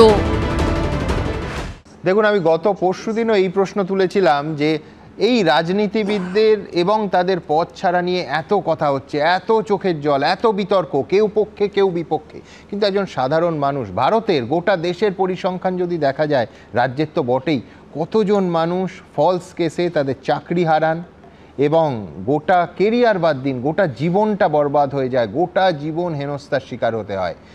অনেকেই মনে করেন যে শুধুমাত্র রাজনীতিবিদরা, পদাধিকারীরা এই বিলের শিকার হতে চলেছেন, হতে পারেন, এই আশঙ্কায় এই চোখের জলের বন্যা বয়ে যাচ্ছে। কেউ কেউ মনে করেন, যেমন আমার পরবর্তী বক্তা নন্দিনী ভট্টাচার্য, যে এটা নিয়ে আরও আলোচনা হোক এবং রাজনীতিবিদদের সুবাদে অন্তত সাধারণ মানুষের এই ফলস কেসের শিকার হওয়ার বিষয়, আমরা জানি না, দাঁড়ি তো লাগানো খুবই মুশকিল, কিন্তু এটা নিয়ে অন্তত সচেতনতা বাড়ুক। আমার পরবর্তী বক্তা নন্দিনী ভট্টাচার্য। এবিপি আনন্দর কাছে আন্তরিকভাবে কৃতজ্ঞ যে এরকম একটা বিষয় নিয়ে অন্তত কথা বলার কিছুটা সুযোগ পাওয়া গেল। যে গত কয়েকদিন ধরে এই বিলটি নিয়ে অত্যন্ত হইচই, কারণ বিলটিতে বলা হয়েছে যে প্রধানমন্ত্রী, মুখ্যমন্ত্রী বা সরকারি যারা মন্ত্রী আর কি, তারা যদি 30 দিন থাকেন জেলে, তাদের নাকি মন্ত্রিত্ব চলে যাবে, পদ চলে যাবে। তো খুব ভালো, এই নিয়ে বিরোধী দলের মধ্যে হইচই শুরু হয়েছে এবং সেটা খুব স্বাভাবিক, হইচই শুরু হওয়া। কিন্তু এবং এখানে এই চ্যানেলেই একজন আইনজীবীকে এসে সওয়াল করতে দেখলাম যে তাহলে নাকি পুলিশি রাজও কায়েম হতে পারে, যে পুলিশ থেকে নাকি তাদেরকে যখন তখন তুলে আনা হতে পারে, তাদের কি দুর্নীতি সত্যিই তারা করেছেন কি করেননি সেটা না জেনে, বা হতে পারে তারা এটার মধ্যে মিথ্যেভাবে তাদের জড়িয়ে দেওয়া হয়েছে, তাদের তুলে আনা হতে পারে। নিশ্চয়ই এটা তো একটা সম্ভাবনা থেকেই যায়। কিন্তু আজকে কয়েকটা কথা মনে হয় বলা খুব জরুরি এবং সবার এটা শোনাও জরুরি। যে আজকে তো আমি এখানে একদম পুরুষ মানুষের কথাই যাব, যেহেতু আমি পুরুষ অধিকার কর্মী। সারা ভারতবর্ষ জুড়ে অসংখ্য পুরুষ মানুষ এরকম মিথ্যে মামলায় ফেসে যান, যারা সরকারি চাকুরি, আমি অন্যদের কথায় যাচ্ছি না, যারা মিথ্যে মামলায় ফেসে যান, যাদেরকে যখন তখন পুলিশ তুলে আনেন বা ডেকে পাঠান এবং তাদের কাস্টাডি হয়, তাদের তখন আপনাদের বোধহয় পুলিশ রাজের কথা মনে পড়েনি, তাই না? আজকে এত বড় একটা বিএনএসের সংশোধন হলো, ওই তখন তো আপনাদের মনে হয়নি যে এটার একটু সংশোধন করা দরকার? এই সমস্ত পুরুষ মানুষ বা তাদের পরিবার কি অসম্ভব বিপদে তখন পড়েন, আপনারা কেউ ভেবে দেখেছেন কি কখনো? না, আপনারা ভাবেননি, কারণ তখন সেটা আপনাদের ভেস্টেড ইন্টারেস্টে আঘাত করেনি। বেসিক্যালি কি বলুন তো, এই ভারতবর্ষে যাবতীয় ক্ষমতা, অর্থ, প্রতিপত্তি সব 10 to 15% পুরুষ মানুষের হাতে বা আধিকারিকদের হাতে, যারা মনে করেন যে যাদের হাতে সব কিছু থাকলে তারা সব কিছু থেকে বেরিয়ে যেতে পারেন। বাকি যে 85% বা 90% পুরুষ মানুষ এবং তাদের পরিবার আছেন, তাদের যা খুশি হোক, তাতে কিছু আসে যায় না। এবং আজকে যখন এটা হচ্ছে, তারা দেখছেন আবার তাদের ভেস্টেড ইন্টারেস্টে ঘা লাগতে চলেছে, তাই তাদের এখন গেল রব। কিন্তু এই যে বাকি পুরুষ মানুষ, এখানে তরুণজ্যোতি বলছিলেন মানে কোনো মন্ত্রীর ক্ষেত্রে যে তিনি অ্যাকুয়েটেড হয়ে গেছেন, আবার তিনি তাই ক্ষমতা পেয়েছেন। তাই এখানে তো বহু পুরুষ মানুষ যারা এই মামলায় নির্দোষ প্রমাণিত হন, তারা কি আবার ফিরতে পারেন চাকরিতে? তারা ফিরতে পারেন স্বাভাবিক জীবনে? তাদের গায়ে যেই পুলিশ কাস্টাডিতে থাকার তকমাটা লেগে যায়, তখন আমরা কি কেউ কখনো ভেবেছি যে তাদের বাকি জীবন, তাদের জীবিকা এক্স্যাক্টলি কোন জায়গায় দাঁড়ায় গিয়ে? আমার মনে হয় এগুলো কিন্তু ভাবার সত্যি দরকার আছে। কারণ আজকে যখন এটা এলো, তখন যে সবারই যে গেল রব দেখছি, অথচ আমরা যারা এই জিনিসটা নিয়ে এত বছর ধরে লড়াই করছি, আমরা তো সত্যিই জানি। এবং সত্যিই তো এটা তো কোনো হতে পারে যে যারা মন্ত্রীদেরকেও নিয়ে যাওয়া হচ্ছে, তারা হয়তো এটা সেই অভিযুক্ত নন, কোনোভাবে তাদের ফাঁসিয়ে দেওয়া হয়েছে। কিন্তু আজ আপনাদের মনে করার সত্যিই সময় এসেছে, তাহলে পুরুষ মানুষকে কিভাবে ফাঁসানো হয়। তারা যে কোনো ম্যাট্রিমোনিয়াল ডিসপুটে বলুন, false POCSO, false rape case, false sexual harassment, যে কোনো জায়গায় তারা ফেসে যেতে পারেন। এবং তাদেরকে যখন পুলিশ কাস্টাডি করা হয়, সরকারি চাকরিতে যারা আছেন, 24 বা 48 ঘন্টা কাস্টাডিতে থাকলেই তাদের চাকরিটি যায় বা সাসপেনশন হয়। কিন্তু সত্যি কি তাদেরকে তারপরে চাকরিতে ফেরত নেওয়া হয়? তারা কি আর ফিরতে পারেন? তাহলে আজকে যখন আপনারা মনে করছেন মন্ত্রিত্বের দায়ে তারা যদি নির্দোষ প্রমাণিত হন আবার মন্ত্রিত্বে ফিরবেন বা না ফিরলে কি হবে, গেল রব, অনেকেই সওয়াল করতে নেমেছেন, তাহলে এটা আপনারা কেন ভাববেন না যে ভারতবর্ষ জোড়া এই সাধারণ পুরুষ মানুষ যারা কেউ আমাদেরই বাবা, ভাই, ছেলে, স্বামী বা প্রেমিক বা বন্ধু, তাদের কথা কেন ভাবা হয়নি? বিএনএস এর সময় কেন এটা সংশোধন করার চেষ্টা করা হয়নি? আমার মনে হয় এই লড়াইটা সামগ্রিকভাবে সবার জন্য হওয়া উচিত এবং সেই লড়াইয়ের লক্ষ্যে সবার এগোনো উচিত। এই খুব সামান্য, কারণ সত্যি কথা বলতে কি মন্ত্রী, এমপি, এমএলএ কজন বলতে পারেন ভারতবর্ষের জনগণের তুলনায়? কাজে এই সামান্য সংখ্যক মানুষের জন্য না ভেবে যদি সবার জন্য ভাবতেন, আজকে তাহলে এত বড় বড় বক্তৃতা, এত সংবিধান সংশোধনী নিয়ে এত কথা বোধহয় ভাবার দরকার পড়তো না। ধন্যবাদ নন্দিনী। দেখুন, পুরুষ অধিকার কর্মী বলে পুরুষদের কথা বললেন, আমি পুরুষ নারী নির্বিশেষেও যদি ধরি যে আমার যদি আজকে রাজনীতিবিদদের 1 মাসের সময়সীমাটা নিয়ে এত আপত্তি থাকে, এত সেটাকে ইনসেনসিটিভ মনে হয়, তাহলে একজন সাধারণ সরকারি কর্মী, আবার বলছি নারী পুরুষ নির্বিশেষে, তারা যখন 48 ঘন্টার পরে, শুধু আবার বলছি শুধু কেরিয়ার নয়, হয়তো গোটা জীবনটাই ওই সিদ্ধান্তে বরবাদ হয়ে যায়, সেক্ষেত্রে তাদের কথাও আমরা ভেবে দেখব কি? ভাবনাটা চলতে থাকুক, মানে আর ভাবনাটা শুধুমাত্র রাজনীতিবিদদের মধ্যে সীমিত না থেকে সমস্ত সাধারণ মানুষের দিকে ছড়িয়ে পড়ুক না, কোনো অসুবিধা নেই, চলুক বিতর্ক। তরুণ কিছু বলছিল হচ্ছে নন্দিনীর কথাগুলো ঠিক আছে, আমি নারী পুরুষ আলাদা করছি না, সমাজে সবার ক্ষেত্রেই বলছি। ফার্স্ট থিং, তারা কি ফিরতে পারে? ওনার প্রশ্ন ছিল, অ্যান্সার হচ্ছে পারে। অ্যাকুইটেল হওয়ার পর, ইনফ্যাক্ট যখন অ্যাকুইটেল মানে প্রসিডিং চলে, তখন ডিপার্টমেন্টাল প্রসিডিংও চলে, যদি তিনি দুটো থেকে ক্লিয়ার পেয়ে যায় তাহলে আমি একমত। আমি এরম কেসেরও উদাহরণ দেবো যে তাতে এই বাকি বেতনের হিসেবে একটা কম্পেনসেশনও হয়েছিল, কিন্তু আমি বলছি তাতে সামাজিক সম্মানটা তো ফেরে না। আমাদের ওইটাই হচ্ছে সমস্যা। প্রবলেমটা কি জানো তো? সিম্পল কথা, আজকে যদি আমি কোনো কারণে অ্যারেস্ট হই, আমার নামে কোনো একটা মহিলা ঘটিত কোনো কেস দেওয়া হয়, যেটা করা হয়েছিল আমার এগেনস্টে, যদি করা হয়, তারপর সেই কেসটা যদি ড্রপ হয়ে যায়, ওই কেসটা নিয়ে আলোচনা হয়, ড্রপ হয়ে যাওয়ার পর আলোচনাটা হয় না, এটা প্র্যাকটিক্যাল আসপেক্ট। সেকেন্ড, দিদি একটা কথা ঠিক বললেন যে বিভিন্ন কেসে বিভিন্ন আইন, কিছু আইনের নাম নিলে আবার কালকে আমার নামে একটা মামলা হয়ে যেতে পারে, আমি নাম নিচ্ছি না, সেই আইনগুলো তুমিও জানো ভালোভাবে কোনটার কথা বলছি আমি। সেই আইনগুলো মানে টুল হিসাবে ব্যবহার করা। ফর এক্সাম্পল, আমরা শত্রুদের সাথে যদি পার্সোনাল ঝামেলা হয়, আমরা প্রতিবেশী হই, তো একটা বাচ্চাকে দিয়ে আমি ওর নামে মামলা করে দেবো, এটা হয়, অবাক হওয়ার কিছু নেই। কোর্টে ফার্স্ট ট্র্যাক কোর্ট আছে, ফার্স্ট ট্র্যাক কোর্টগুলো ফার্স্ট ট্র্যাক হয় না। সেই ফার্স্ট ট্র্যাকটা কেন হয় না তার প্রশ্ন করার অধিকার আছে সবার, খালি রাজনীতিবিদদের ক্ষেত্রে না, সাধারণ মানুষের ক্ষেত্রে। রাজনীতিবিদ একটা পার্সোনাল জাজ। একদম।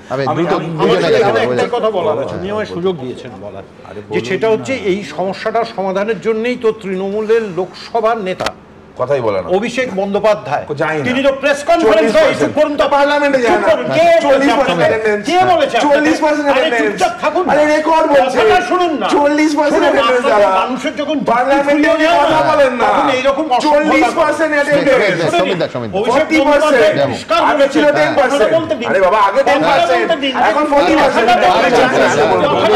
বলুন তার কারণ আপনার যুক্তি নেই।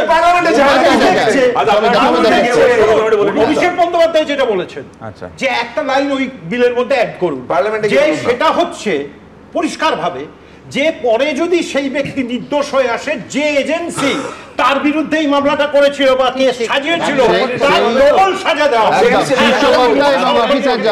আমি বলছি সমিতদা যেটা বললেন না, আমি যোগ করে দিই, যদি এইটা হয় অভিষেক বন্দ্যোপাধ্যায়ের বক্তব্য, তাহলে সময়সীমাটা 30 দিনও নয় 15 দিন করে দিন, তৃণমূল সমর্থন করবে। কথা বলছি, প্রথম কথা নন্দিনীদিকে আমি বলি যে আপনি যেটা বলেছেন বিএনএস এর ব্যাপারে, এটাকে নিয়ে গোটা ভারতের হিউম্যান রাইটসের বিভিন্ন সংগঠন থেকে শুরু করে আমরা বিরোধী দলেরা এটাকে নিয়ে একাধিক মুভমেন্ট করেছি। আপনি যেটাকে খুব হতাশ হয়ে এবং কিছুটা অভিযোগের সুরে বললেন যে কেন এটাকে নিয়ে তখন কথা বলা হয়নি, অসংখ্য কথা বলা হয়েছে, কিন্তু মুশকিলটা হচ্ছে সংখ্যার জোরে বিজেপি যাবতীয় কথাকে চেপে দিতে পেরেছিল। বিজেপি গত লোকসভার আগে বরং সেখান থেকে দুধাপ এগিয়ে ঘোষণা করেছিল যে এরপরে আমরা 2/3 মেজরিটি নিয়ে আসবো এবং যতটুকু এখনো পর্যন্ত বাকি রয়েছে ততটুকুও আমূল স্ট্রাকচার পরিবর্তন করে করবো, সেটা ওরা করতে পারেনি, কিন্তু এর বিরুদ্ধে প্রতিবাদ করা হয়নি তা নয়। কিন্তু একটা আপনার স্পিরিটের সাথে একমাত্র একটা কথা বলছি, এখানে নারী পুরুষের মানে যাই হোক আপনি আপনার মতো করে বলেছেন, আমাদের জায়গা থেকে বলছি, দেখো সুমনদা, যে কোনো সভ্য সমাজে এই নিয়ম থাকতেই হবে যে আগে বিচার তারপর শাস্তি, আগে কিছুটা শাস্তি তারপরে বিচার, তারপর দেখা যাবে কি হলো না হলো। এইটা কোনো সভ্য সমাজে, এটা ভারতে চলতে পারে না, এটা পৃথিবীর কোনো সভ্য দেশে চলতে পারে না। সেখানে যে কোনো সেন্সিবল মানুষ, সেটা কোনো প্রধানমন্ত্রী হোক, মুখ্যমন্ত্রী হোক কি কোনো সাধারণ মানুষ হন না কেন, আগে আমি জেলটাকে খাটিয়ে নিই তোমাকে, তারপরে দেখা যাবে কি হলো। আমি তোমার উদাহরণে আসবো। তাহলে দেখো সরকারি কর্মচারীদের সে তো গ্রেফতার হয়েছে তো বিচারের অনেক আগে তার সমস্ত সবার ক্ষেত্রে বলছি এটা, এবং আমাদের মুশকিলটা দেখো, এটা তরুণ যদি অ্যাডভোকেট হিসেবে নিশ্চয়ই আমার সাথে কিছুটা একমত হবে। আমাদের দেশে মুশকিলটা হচ্ছে যেহেতু ফাইনাল বিচারের আগে কাউকে ইচ্ছে মতো 2 মাস 3 মাস 5 মাস জেলটা খাটিয়ে নেওয়া যায় না, সেহেতু এখানে বিচার প্রক্রিয়ার মধ্যে একটা স্বাভাবিক শ্লথতা এবং একটু দাঁড়ান না, মাঝে মধ্যে কি হয় বুঝতে পারি না। আরে কেন আমার কথা বলার জন্য তো আমি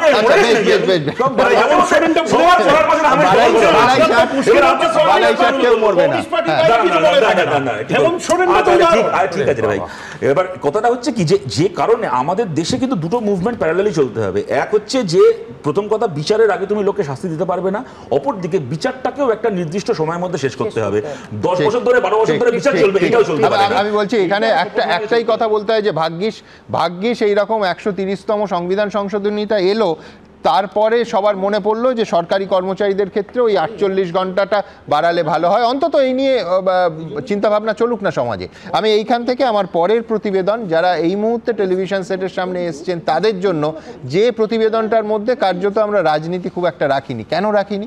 তার কারণ হচ্ছে এই গোটা প্রধানমন্ত্রীর আশা, এই গোটা অনুষ্ঠানটা নিয়ে নানা বিতর্ক আছে। তৃণমূল দাবি করেছে যে এটা মমতা বন্দ্যোপাধ্যায়ের তার তৈরি প্রকল্প, নরেন্দ্র মোদী উদ্বোধন করছেন, বিজেপি কঠোরভাবে সেটাকে কাউন্টার করছে। আমি সমস্ত কিছু দেখাবো, কিন্তু তার আগে সোজা কথা শুরুতে যেটা বলেছিলাম যে গণপরিবহনের ক্ষেত্রে একটা কিন্তু আজকে বড় পদক্ষেপ। আবার বলছি, কলকাতা এবং পশ্চিমবঙ্গের গণপরিবহনে নতুন দিগন্ত আজকে খুলে গেল। কেন আর কোথায় এই সামান্য কয়েকটা জায়গায় জুড়ে যাওয়া বাকি আছে সেটাও দেখাবো পরের প্রতিবেদনে। দেখুন,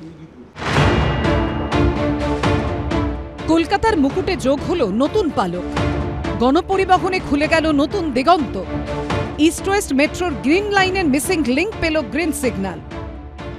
आज हर कोई ये सुनकर गर्व करता है कि दुनिया का तीसरा सबसे बड़ा मेट्रो नेटवर्क अब भारत में है। 2014 से पहले देश में सिर्फ 250 किलोमीटर ही मेट्रो रूट था।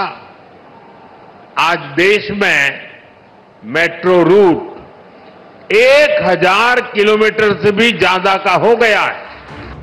প্রধানমন্ত্রী উদ্বোধন করার পর মেট্রোপথে জুড়ে গেল হাওড়া এসপ্ল্যানেড শিয়ালদা। শিয়ালদা থেকে ধর্মতলা 2.5 কিলোমিটার পথ এবার মাত্র 3 মিনিটে। খুবই প্রাসঙ্গিক একটা মেট্রো লাইন হতে চলেছে এই শিয়ালদা স্টেশন থেকে এসপ্ল্যানেড পর্যন্ত এই রাস্তাটি। बहुत अच्छा लग रहा है मुझे। मैं यहाँ सियालदा में रहता था, मुझे स्कूल जाने के लिए हावड़ा में स्कूल जाने के लिए काफ़ी कठिनाइयों से हावड़ा ब्रिज में सुबह सुबह जाम लगता है ऑफिस आवर पे, मुझे बहुत दिक्कत होता था। अब मैं मिनिमम 15 मिनट में यहाँ से पहुँच जाऊँगा हावड़ा, जिससे मुझे बहुत सहायता होगी। এদিন অরেঞ্জ লাইনে রুবির সঙ্গে যুক্ত হলো বেলেঘাটা। নিউ গড়িয়া থেকে রুবি পর্যন্ত মেট্রো চলছিলই, এবার তা চলবে বেলেঘাটা পর্যন্ত। ফলে নিউ গড়িয়া থেকে সোজা যাওয়া যাবে সেক্টর 5-এ। প্রচুর পরিবর্তন। এতদিন পর্যন্ত যারা আসতো তারা এসপ্ল্যানেড পর্যন্ত আসতো এবং তার 50% বেশি লোক এখানে যাতায়াত করবে। হয়তো এমনই অবস্থা হবে যে এই ট্রেনে জায়গা দেওয়া যাবে না। ইয়েলো লাইনে বিমানবন্দরে হাত ধরল নোয়াপাড়া। ফলে নোয়াপাড়া থেকে দমদম ক্যান্টনমেন্ট, যশোর রোড হয়ে সোজা পৌঁছে যাওয়া যাবে দমদম বিমানবন্দরে। প্রধানমন্ত্রী নরেন্দ্র মোদী আজকে 3টি রুটের সূচনা করেছেন, তার মধ্যে ইয়েলো লাইন, যেটা একেবারেই প্রথমবার চালু হলো। ইয়েলো লাইন অর্থাৎ নোয়াপাড়া থেকে বিমানবন্দর। आज भी कोलकाता के मेट्रो रेल नेटवर्क के में करीब 14 किलोमीटर की नई लाइनें जुड़ रही है। कोलकाता मेट्रो से 7 नए स्टेशन जुड़ रहे हैं। ये सारे काम कोलकाता के लोगों की ईज ऑफ लिविंग को बढ़ाने वाले हैं, ईज ऑफ ट्रैवल को बढ़ाने वाले हैं। একদিনে মেট্রোয় জুড়ে গেল 14 কিলোমিটার রাস্তা। যাত্রাপথের যন্ত্রণা কমল নিত্যযাত্রীদের।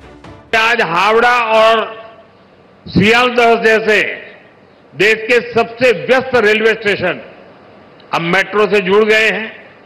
यानी जिन स्टेशन के बीच ट्रैवल करने में पहले 1.5 घंटा लगता था, अब मेट्रो से कुछ ही मिनट लगेंगे।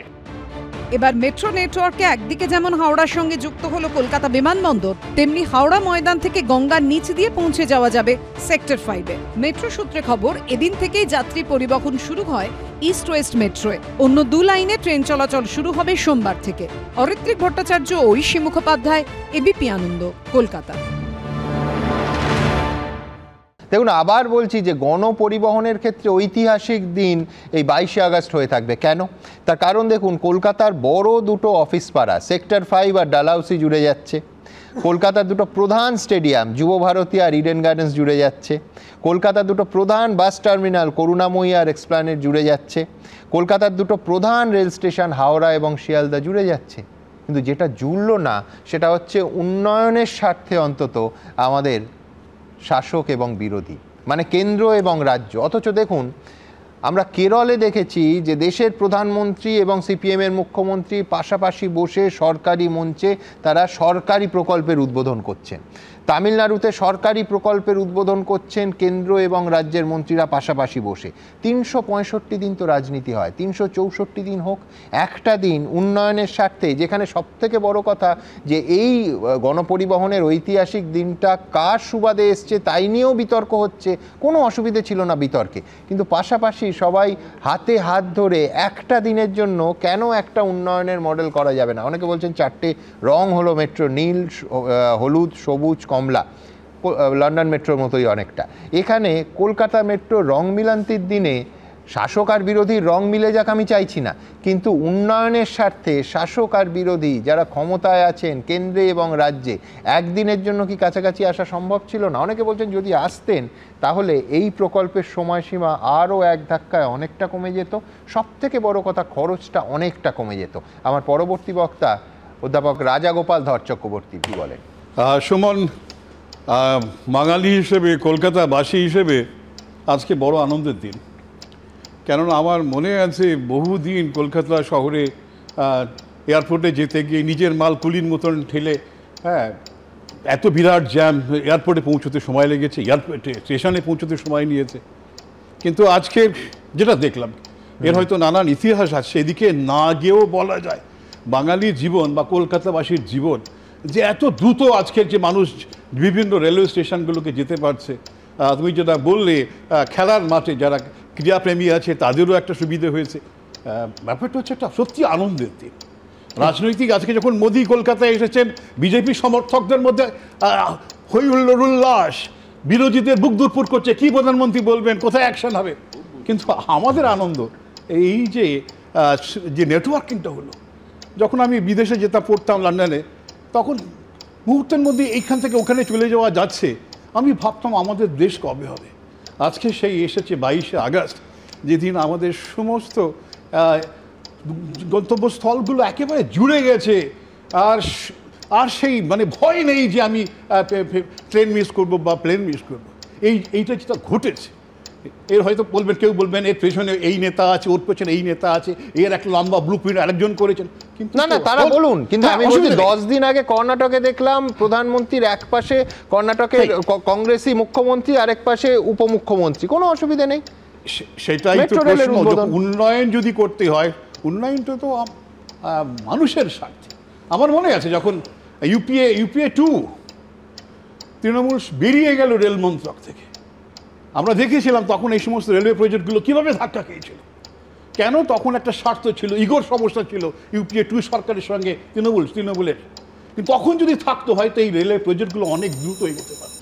যাই হোক, আজকের আমরা দেখলাম কানেক্টিভিটি বেড়েছে, কলকাতাবাসী হিসেবে আজকের গর্বের কথা। কিন্তু দুঃখ যে আজকে যদি প্রধানমন্ত্রীর পাশে যদি আমরা মুখ্যমন্ত্রীকে দেখতে পারতাম, তাহলে কিন্তু আমাদের মনে হতো যে উন্নয়নটা সবার জন্য, এবং উন্নয়নের পেছনে আমাদের রাজ্যের মুখ্যমন্ত্রীও রয়েছেন, তিনি এই বিষয়ে গর্ব অনুভব করছেন।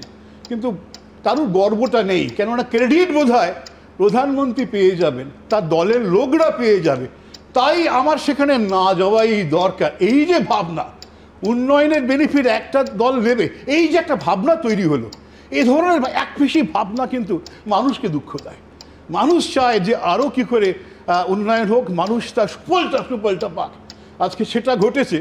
বহুদিন বাদে আমরা দেখলাম বাঙালির যন্ত্রণা মোছার চেষ্টা হয়েছে, এবং এর প্রভাব কতটা ভোটে পড়বে না পড়বে বিশ্বনাথদা আছেন, হয়তো পরবর্তীকালে তার বিশ্লেষণ হতে পারে। কিন্তু মানুষের যে দুঃখ যন্ত্রণা কিছুটা তো ঘুচবেই। আমার নিজেরই মনে পড়ছে কি এয়ারপোর্টে কীভাবে আমাকে যেতে হয়েছে বা রেলওয়ে স্টেশনে যেতে হয়েছে। আগামী দিনে সেই দুর্ভোগ যন্ত্রণা কিন্তু কমবে।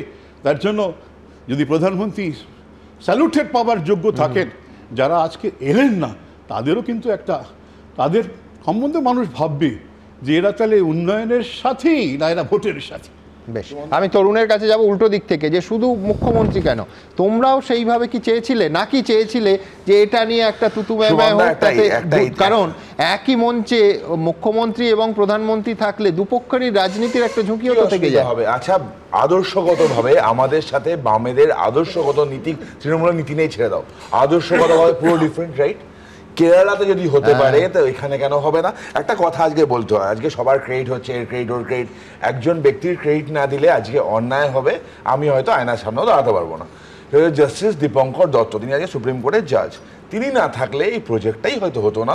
কারণ তিনি কিভাবে, আমি কোম্পানিটারও নাম নিচ্ছি যারা কাজ করলে, অ্যাফকনস কাজটা করতো না, কারণ তাদের যখন টিবিএম মানে টানেল বোরিং মেশিন যখন নিচে ঢুকেছে তখন আমাদের মমতা বন্দ্যোপাধ্যায় বেঁকে বসলেন, আর ডিপিআর চেঞ্জ করতে হবে, তলাতে মেশিনটা 90 ডিগ্রি করে দুবার ঘোরানো হলো, মেশিনটা সলিল সমাধি হতে পারতো, গঙ্গা তলায় শেষ হয়ে যেতে পারতো, সেখান থেকে আসলো। আজকে একটা লোক নেই, তার ক্রেডিট না দিলেও অন্যায় হবে। 2008 সালের প্রথমে মনমোহন সিং যখন দিল্লি মেট্রো স্টাইলে KMRCL এর প্রতিষ্ঠা করলেন, করে বললেন একটা জয়েন্ট হবে, স্টেট এবং সেন্ট্রালের কাজ হবে, কোম্পানির মাধ্যমে কাজ হবে। 2009 সালে বুদ্ধদেব ভট্টাচার্য তখন বললেন না, ল্যান্ড অ্যাকুইজিশন হলেন, বুদ্ধবাবু আজকে নেই, তাকে যদি আমি ক্রেডিট না দিই অন্যায় হবে। সেম ভাবে তৃণমূল কংগ্রেস করলো কি, বললো না করা যাবে না। তৃণমূল কংগ্রেসের ক্রেডিট তো আছে সুমনদা, কেন ক্রেডিট নেই বলতো? যেখানে রাজ্য সরকারের 702 কোটি টাকা খরচা হতো, কেন্দ্রের 702 কোটি টাকা খরচা হতো, জাইকা তারা মেজর পোর্শন ফান্ডিং করতো অল্প ঋণে, সেই টাকাটা গিয়ে দাঁড়ালো 13,000 কোটি টাকা। আমার তোমার প্রজেক্ট দিলে কার জন্য? তৃণমূলের জন্য। 10 সেকেন্ড। প্রজেক্ট দিলে ডিপিআর বারবার চেঞ্জ করেছে। আজকে সুদীপ বন্দ্যোপাধ্যায় শরীর কেমন আছে আমি জানি না, সম্ভব হলে গিয়ে জিজ্ঞেস করো, তোমার ক্যামেরা পাঠাও, যে কেন তিনি জায়গাটা ঘোরালেন। বউবাজারে বিপত্তি যেগুলো হলো তার দায় সুদীপ বন্দ্যোপাধ্যায়। সমীর দা, জোকা, গড়িয়া, দমদম, সেক্টর 5 মমতা বন্দ্যোপাধ্যায়ের রূপায়ণ। তার কারণ এই যে সমীর চক্রবর্তী বলছেন, আপনার সময় আমি বলি টাকা স্যাংশন পর্যন্ত তার করে যাওয়া যখন তিনি রেলমন্ত্রী। সত্যিটা জানুন, দ্বিতীয় কথা হচ্ছে, একটা ইম্পর্টেন্ট কথা বলতে দিন, ইস্ট ওয়েস্ট মেট্রো এটা যখন শুরু হয়েছিল সুমন বাবু, মমতা, এটা ছিল আরবান ডেভেলপমেন্ট মিনিস্ট্রির মধ্যে, মমতা বন্দ্যোপাধ্যায় যখন রেলমন্ত্রী তিনি এটাকে মেট্রোর মধ্যে নিয়ে আসেন, রেলের মধ্যে। আপনি উত্তর দিন না, নরেন্দ্র মোদী রেলমন্ত্রী, আপনার যুক্তি অনুযায়ীও একদম, আপনার যুক্তি অনুযায়ী সমীরদা, আজকে তো সমীরদা আরো বেশি করে তৃণমূল কংগ্রেসের এবং স্বয়ং মমতা বন্দ্যোপাধ্যায় তার জন্য টুইট করেছে সুমন বাবু, আপনারা টুইট দেখেছি। কিন্তু আমার বক্তব্য, যেহেতু ওনার ব্রেন চাইল্ড আপনি বলছেন, ওনার তো যাওয়া উচিত ছিল। সত্যি কথাটা বলুন। মমতা বন্দ্যোপাধ্যায় রেলমন্ত্রী হয়েছিলেন 2009 সালের মে মাসে, কেমন? তার কয়েক সপ্তাহ পরে 1999 সালে, 1999 থেকে 2001 পর্যন্ত রেলমন্ত্রী ছিলেন। তখন বলছেন তখন এই বিশ্ব ব্রহ্মাণ্ডে কেউ ইস্ট ওয়েস্ট মেট্রোর নাম শোনেননি। একটু কেন সময় নষ্ট করছেন? মেট্রো তো চলছিল 84 সাল থেকে, কি সব বলছেন? 2009 সালের মে মাসে মমতা বন্দ্যোপাধ্যায় রেলমন্ত্রী হয়ে কার্যত কয়েক সপ্তাহ পরে গড়িয়া থেকে, টালিগঞ্জ থেকে গড়িয়ার এক্সটেনশন উদ্বোধন করলেন বুদ্ধদেব ভট্টাচার্যকে সুভাষ চক্রবর্তীকে ইনভাইট না করে। গড়িয়ার মেট্রোর কৃতিত্ব যদি মমতা বন্দ্যোপাধ্যায়ের হয়ে থাকে তাহলে তাজমহল তৈরির কৃতিত্ব মমতা বন্দ্যোপাধ্যায়, তার বেশি আমার কিছু এখানে বলার নেই। দ্বিতীয় কথা এখানে বলছি, আমি তরুণ জ্যোতিকে আমি সাধুবাদ জানাচ্ছি, ও যে কথাগুলো বললো যে এদেরকে কৃতজ্ঞতা না জানালে বা অ্যাপ্রিশিয়েট না করলে হবে না। ভাল লাগতো সুমনদা তরুণ জ্যোতির বদলে এই কথাগুলো যদি নরেন্দ্র মোদী বলতেন। আমি দুজন ব্যক্তির বিশেষ করে নাম বলবো, বা তিনজন ব্যক্তি, বুদ্ধদেব ভট্টাচার্য, সুভাষ চক্রবর্তী এবং অবশ্যই প্রণব মুখার্জি। এই তিনজন যদি না থাকতেন তাহলে বাংলা সমাজ, কলকাতা বা বৃহত্তর কলকাতা ইস্ট ওয়েস্ট মেট্রো বলে কোনো কিছুর নাম শুনতো না। আমি ছবিটাকে বার করে, তোমরা সবাই দেখছো, সারাদিন ধরে সোশ্যাল মিডিয়ায় চলছে। ভিত্তিপ্রস্তর উদ্বোধনের যেদিন স্থাপন হয়েছিল, প্রণব মুখার্জি ছিলেন, বুদ্ধদা, সুভাষ চক্রবর্তী, মোহাম্মদ সলিম ছিলেন, আমাদের সুধাংশু শীল সেই সময় ওখানকার এমপি থেকে শুরু করে সবাই জানে এটা কারা শুরু করেছিল, অমিতাভ নন্দী ছিলেন, সবাই জানে এটা কারা শুরু করেছিল। সরকার একটা কন্টিনিউটি, পরবর্তীকালে আমরা হেরে রেখেছি, প্রণব মুখার্জির পার্টি একটা সময় পরে সরকারে ছিলেন না, যারা এসছেন তারা করেছেন, ওয়েল অ্যান্ড গুড। কিন্তু আজকে তো আমরা এই রাজনীতির ঊর্ধ্বে উঠে সবাইকে অ্যাপ্রিসিয়েট করার নিয়ে কথা বলছি, তাহলে কেন নরেন্দ্র মোদী বা স্টেজে দাঁড়িয়ে বলতে পারলেন না যে হ্যাঁ এটা শুরুটা ওনারা করেছিলেন, এটা আজকে তার কন্টিনিউয়েশন? এবং মমতা বন্দ্যোপাধ্যায়ের কাছে এটা আমাদের নতুন কিছু না। তুমি যে উদাহরণটা দিচ্ছ সুমনদা, কেরালার কি কর্ণাটকে, কেন কেরালা কর্ণাটক, কেন পশ্চিমবাংলায় কি এই সংস্কৃতি ছিল না? স্টার থিয়েটারের উদ্বোধনের মঞ্চে কি বুদ্ধদেব ভট্টাচার্য এবং সুব্রত মুখার্জি একসঙ্গে ছিলেন না? বুদ্ধদেব ভট্টাচার্য কি সুব্রত মুখার্জিকে পাশে বসিয়ে কথা বলেননি যে আমি আপনাকে সাধুবাদ জানাচ্ছি, যে কাজ আমরা বামফ্রন্ট সরকার করতে পারিনি সেই কাজ আপনি সুব্রত মুখার্জি করে দেখেছেন, কলকাতা কর্পোরেশন করে দেখেছে। এ তো ছিল আমাদের রাজ্যে। পরবর্তীকালে একটা দুরাচারী দল তারা ক্ষমতায় এসে বাংলার এই স্বাভাবিক সংস্কৃতিকে নষ্ট করেছে।